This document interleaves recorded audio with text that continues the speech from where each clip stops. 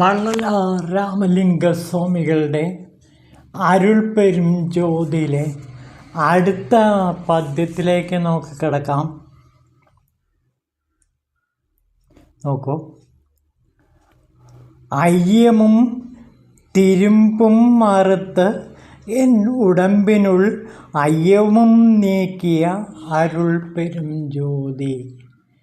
എൻ്റെ ജീവനിലെ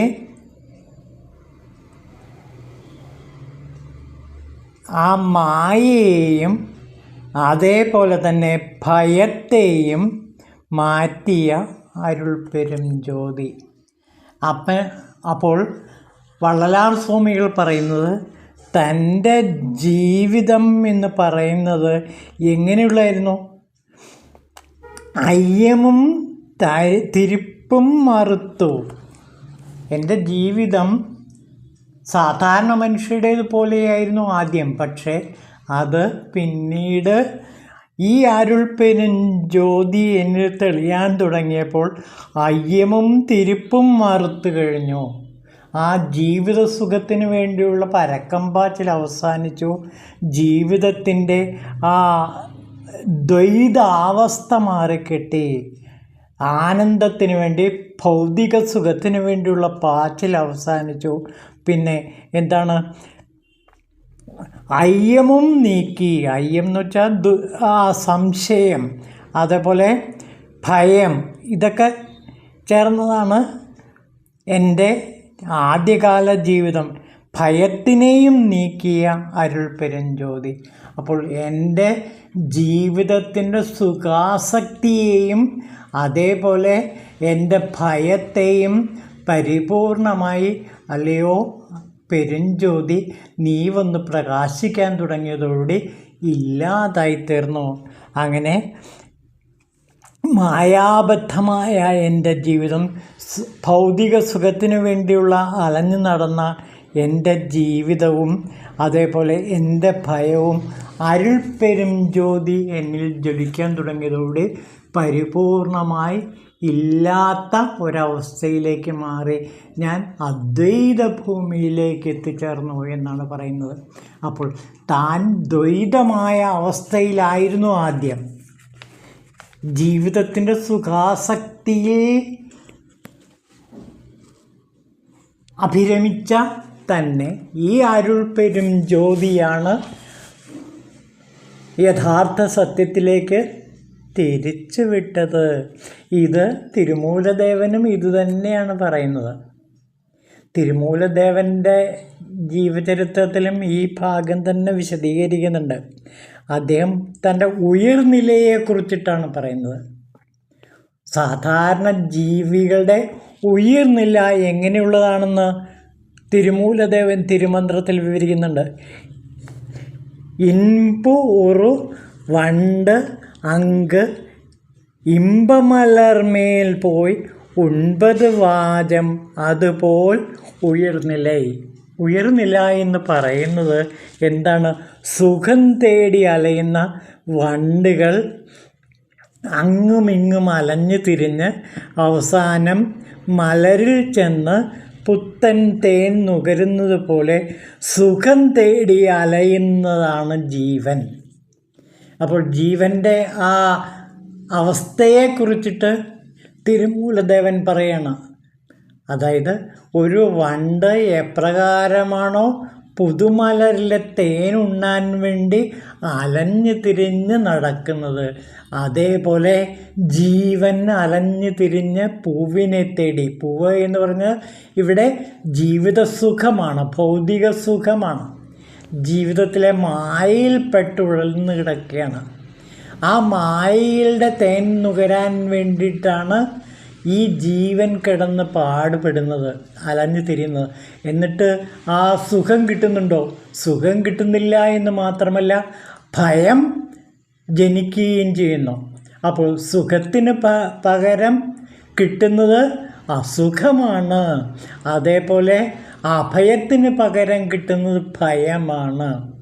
അങ്ങനെ ആ ജീവിതത്തിൻ്റെ മായയിൽപ്പെട്ട് ഭയത്തിൽപ്പെട്ട് ജീവൻ കിടന്നുഴലുകയാണ്. ഇത് തന്നെയാണ് തിരുമൂലദേവനെ പോലെ തന്നെ വള്ളലാരും പറയുന്നത്. അതിൽ നിന്നെല്ലാം എന്നെ രക്ഷപ്പെടുത്തിയത് ആരാണ്? ഈ അരുൾ പെരും ജ്യോതിയാകുന്ന ശിവമാണ്. അതാണ് ഇവിടെ പറയുന്നത്.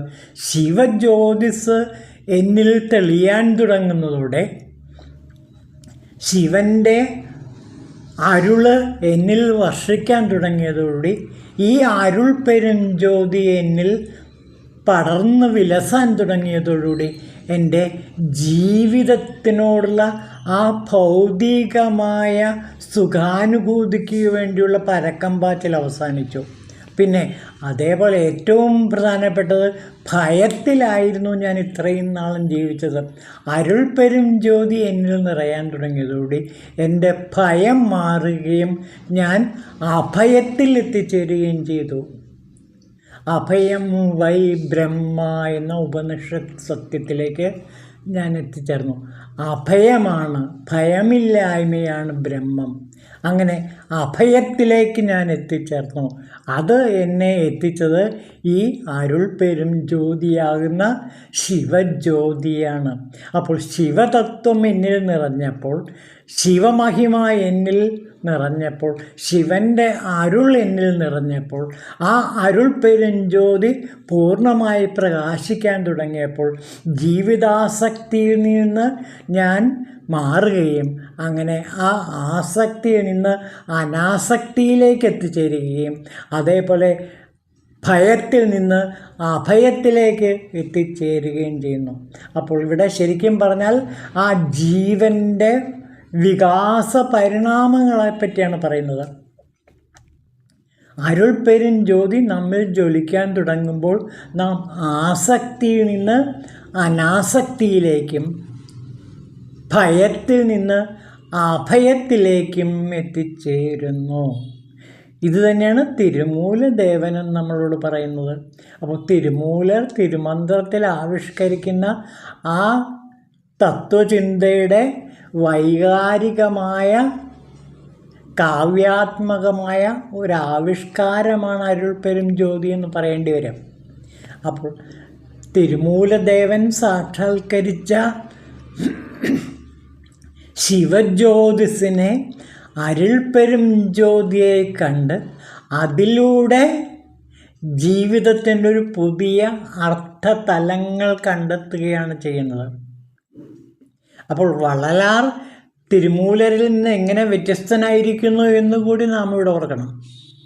വള്ളലാർ ശിവത്തിൻ്റെ തിയറിയാണ് വിശദീകരിക്കുന്നത് എങ്കിൽ തിരുമൂലദേവൻ ശിവത്തിൻ്റെ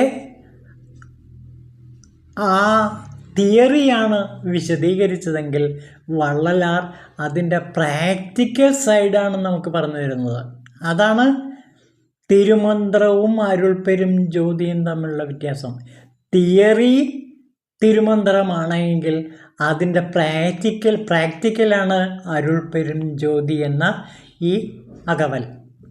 അപ്പോൾ അരുൾ പെരും ജ്യോതിയിലൂടെ ആ അവസ്ഥയിൽ എത്തിച്ചേരുമ്പോൾ ഉണ്ടാകുന്ന അവസ്ഥാഭേദങ്ങളെക്കുറിച്ചിട്ടും ആ അനുഭൂതി തരംഗങ്ങളെക്കുറിച്ചിട്ടുമാണ് വള്ളലാർ ഇവിടെ വിവരിക്കുന്നത്.